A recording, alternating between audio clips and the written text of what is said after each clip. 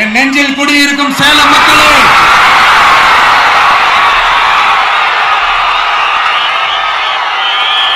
one last simple question. Vijaya நம்புறீங்களா, ஸ்டாலின் சார நம்புறீங்களா? அவ்வளவுதான், முடிஞ்சு போச்சு. கதம் கதம். போர் முழக்கவங்களை ஒரு நிமிஷம் கூட தூங்க விடாது.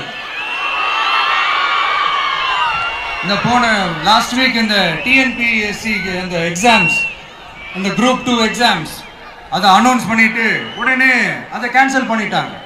இது உலகத்துக்கு எல்லாருக்கும் தெரியும். கேன்சல் பண்ணிட்டு ரொம்ப சிம்பிளா டெக்னாலஜி ஏதோ சம் ஃபால்ட், டெக்னிக்கல் ஃபால்ட் அப்படின்னு சொல்லி அதை கடந்து போயிட்டாங்க.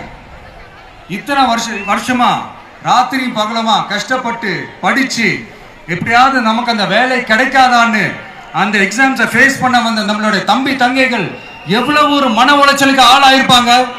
அதை யாராவது யோசிச்சு பார்த்தீங்களா? ஒரு எக்ஸாம்ஸை ஒழுங்கா நடத்த தெரியல, இதுல உலக நாடுகளோட போட்டி போடுறாங்களாம். நம்மளுடைய தம்பி தங்கைகள் நம்ம அம்மா அப்பா கிட்ட சொல்லுங்க, யாரும் தைரியம், எல்லாரும் தைரியமா இருங்க. வரப்போறது உங்க ஆட்சி, நம்ம ஆட்சி.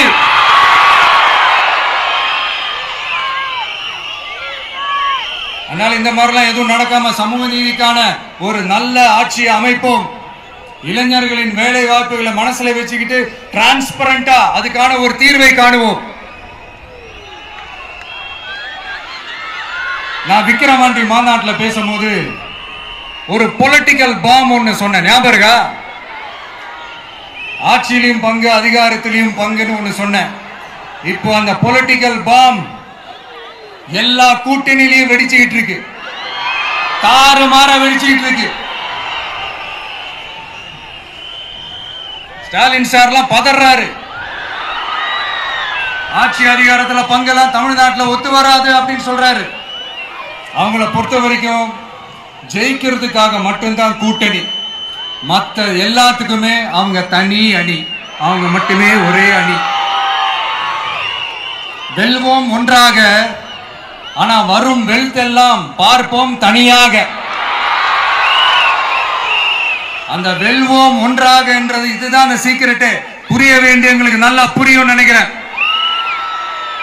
உங்களோட நான் இருக்கேன், நம்மளோட நம்ம மக்கள் இருக்காங்க. இதுக்கு மேல என்ன வேணும்?